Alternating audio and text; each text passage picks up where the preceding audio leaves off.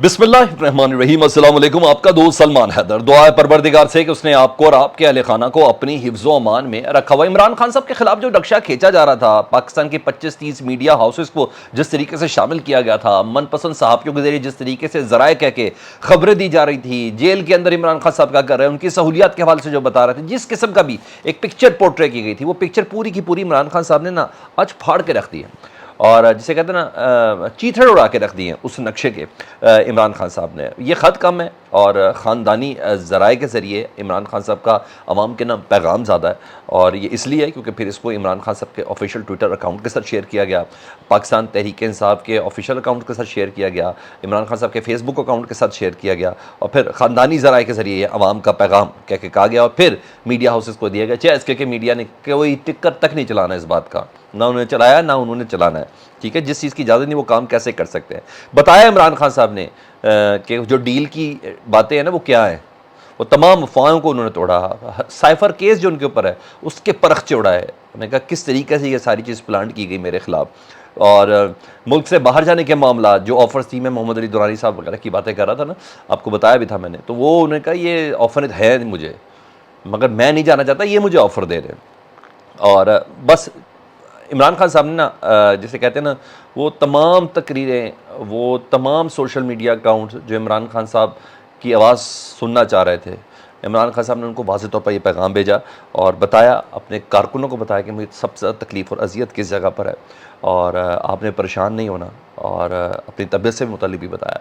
तो हर लिहाज से इमरान खान साहब का ये जो ख़ानदानी ज़राए के ज़रिए आवाम के नाम पैगाम है ना, आवाम शायद इसी की मुतलाशी थी, और उन्होंने बड़े हौसले और ज़ब्त का उन्होंने कहा मुज़ाहरा करें, और मुझे किसी किस्म की कोई तकलीफ़ कोई परेशानी नहीं है। और यही एक मेरा ख्याल है बड़े लीडर की ये निशानी होती है। इमरान खान साहब ने अपने ख़त में ना बहुत सी चीज़ें वाज़ेह की। मैं एक के बाद एक चंद पॉइंट्स आपके सामने रख दूँ, उसका तबसरा मैं ना ही करूँ तो बेहतर है आप ज़रा सुन लें तो आपको ज़्यादा मुनासिब लगेगा। जी, उन्होंने वाज़ेह की और तमाम चीज़ों का उन्होंने गला घोंटा। पहले बताया उन्होंने कि अटक जेल मेरे साथ क्या हुआ। मैं 5 अगस्त को जब अटक जेल के अंदर गया था, उन्होंने कहा वो बड़ा मुश्किल दिन थे पहले चंद दिन मेरे लिए, और चंद रोज़ मुश्किल थे। सोने के लिए मेरे पास बिस्तर नहीं था, मैं फ़र्श पे लेटता था, और दोपहर में कीड़े मकोड़े और रात को मच्छर मेरे जिस्म के साथ चिमटे होते थे, और लेकिन मैं बाद में इसमें एडजस्ट कर गया था। फिर कहा कि आज के इमरान खान और 5 अगस्त से पहले वाले इमरान खान में बहुत फ़र्क है, और मैं आज रूहानी तौर पर बहुत मजबूत हो चुका हूँ, ज़हनी तौर पर बहुत मजबूत हो चुका हूँ, और जिस्मानी तौर पर भी मैं पहले से ज़्यादा मजबूत और ताकतवर हो चुका हूँ। इस दौरान मैंने कुरान पाक की ना सिर्फ तर्जुमा बल्कि तफसीर पढ़ी, और जिसने मेरे ईमान को मजबूत किया है। तो खान साहब अपने कारकुनों को हौसला देते हुए नज़र आए। ठीक है जी, और उन्होंने कहा दीगर कुतुब का भी मुताला किया, और साथ साथ ये एक बड़े लीडर का काम होता है अपनी खामियों कोताहियों के ऊपर नज़र भी रखता है। और उन्होंने कहा कि मैंने पिछले 4-5 साल की अपने जो सियासी मेरा कैरियर है, मुझे चंद सालों पर भी मैंने गौर किया और गौर कर रहा हूँ जेल के अंदर, कि मैंने 4-5 सालों में सियासी ज़िंदगी के अंदर क्या खोया क्या पाया, मेरी कौन से फ़ैसले सही थे कौन से फ़ैसले नहीं थे। ये लोग मुझे जेल में रखें और जिस हालत में भी रखें, उन्होंने आवाम को कहा है आपने घबराना नहीं है। ठीक है जी, रही बात जेल की सहूलियात के हवाले से, उन्होंने यहाँ तक बोला कि उन्होंने कहा सहूलतों से मुतल्लिक मैं जानूँ जेल हुकाम जाने, आप किसी किस्म की कोई परेशान ना हो, मैं हर लिहाज से एडजस्ट कर चुका हूँ। हाँ, मेरे मुतल्लिक फैलाई जाने वाली जो अफवाहें हैं उनसे आपने परेशान नहीं होना।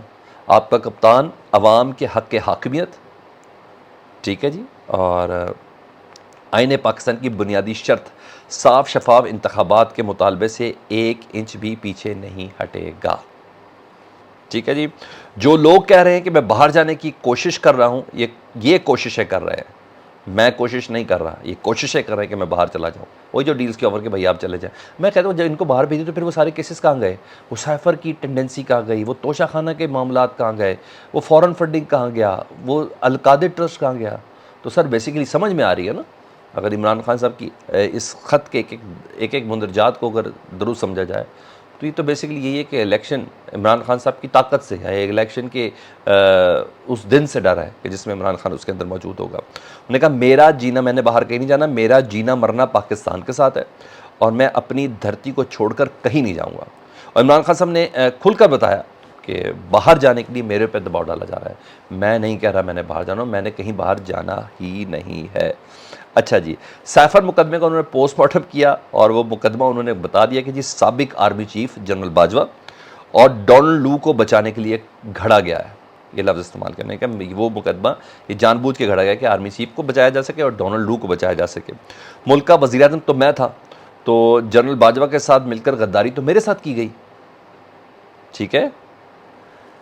آج مجھ پر مقدمہ اس لیے قائم کیا گیا کہ میں نے پاکستان کی عوام کو جو اصل حاکم ہے میں نے اس غداری کی خبر دی۔ مطلب پھر خان صاحب جنرل باجوہ صاحب کے ساتھ جڑ گئے جی، اور وہ کہہ رہے ہیں کہ جنرل باجوہ صاحب نے بغاوت کی، یعنی پوری چارج شیٹ وہ جنرل باجوہ صاحب کے خلاف دیتے ہوئے عمران خان صاحب اب بھی نظر آ رہے ہیں، یعنی ان کے لہجے میں کہیں لکنت نہیں ہے، ان کی گفتگو میں کہیں تردد نہیں ہے، ان کی باتوں میں کہیں ریلیکٹیشن نہیں ہے، وہ فلو اسی پہ ہی ہیں جی، ٹھیک ہے جی۔ تو اس سے اندازہ لگایا جا سکتا ہے کہ خان صاحب کس مورل سپیرٹ کے اوپر ہے اپنے موقف کے حوالے سے۔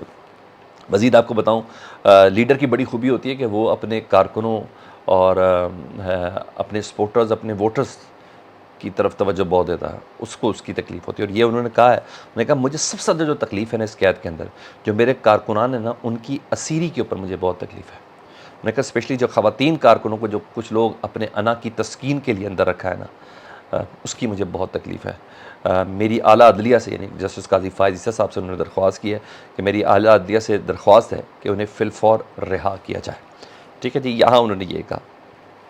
اور ایک بار پھر حوصلہ بلند کرتے ہوئے انہوں نے کہا کہ آپ نے اپنے کارکنوں کو کہہ رہے ہیں، انہوں نے کہا آپ نے ہمت نہیں ہارنی، مشکل وقت گزر جائے گا اور اللہ کا فرمان ہے ہر مشکل وقت کے ساتھ آسانی ہے۔ ہاں، آپ کی ڈیوٹی جو ہے، جو کارکنوں کو جو ہدایت کی ہے، وہ انہوں نے یہ ہدایت کی کہ آپ نے ہر فورم پر اس حکمران ٹولے اور ان کے سہولت کاروں کے خلاف آواز اٹھاتے رہنا ہے، اپنی آواز نہیں بند کرنی۔ انہوں نے کہا یہ آواز اٹھاتے رہنا ہے، اور ساتھ ساتھ اس بات کی پیش گوئی بھی کہ جب بھی الیکشن ہوا، چاہے جنوری میں ہو، فروری میں ہو، مارچ میں ہو، جب بھی ہو، انہوں نے کہا جب بھی الیکشن ہوگا پاکستان تحریک انصاف کو ہی ووٹ ملے گا اور اس کے ذریعے لندن پلان کو شکست ہوگی۔ یہ خان صاحب بتا رہے ہیں، اس یقین کے ساتھ بتا رہے ہیں، مطلب ساتھ ساتھ انہوں نے کارکنوں کو ہدایت بھی کر دی، ٹھیک ہے۔ اس کے تجزیے وزیے میں ہم کسی اور وقت پڑھ جائیں گے، لیکن یہ بتانا اب تک ضروری تھا کیونکہ یہ آواز سارے سننا چاہ رہے تھے کہ یہ کیا چیز ہے۔ اچھا، دوسرا، عمران خان صاحب کے ذاتی معالج ملے عمران خان صاحب سے، اور ان کی صحت سے متعلق انہوں نے کچھ بتایا۔ انہوں نے کہا صحت اچھی ہے، ہاضمے کی تکلیف ہے، وہ ظاہر بات ہے جیل کے کھانے کی وجہ سے تو ڈیفینیٹلی وہ ہاضمہ اتنی جلدی ایڈجسٹ نہیں کر سکتا۔ جیل نظامیہ کو انہوں نے کوئی ٹیسٹ کرانے کا ضرور کہا جی، اور انہوں نے کہا نبض عمران خان صاحب کی صحیح ہے، بلڈ پریشر اور خون کے ٹیسٹ یہ سب نارمل آئے ہیں۔ خان صاحب ایسے بھی کہہ چکے ہیں جیل کے اندر سہولتوں سے متعلق نا میں جانوں اور جیل انتظامیہ جانے، آپ لوگوں نے بیچ کے اندر نہیں آنا۔ تو یہ عمران خان صاحب پہ اس خط جس کو خاندانی ذرائع کے ذریعے عوام تک پہنچایا گیا، عمران خان صاحب کا وہ پیغام تھا، وہ میں نے کہا میں بھی اگر آپ تک شیئر کر دوں۔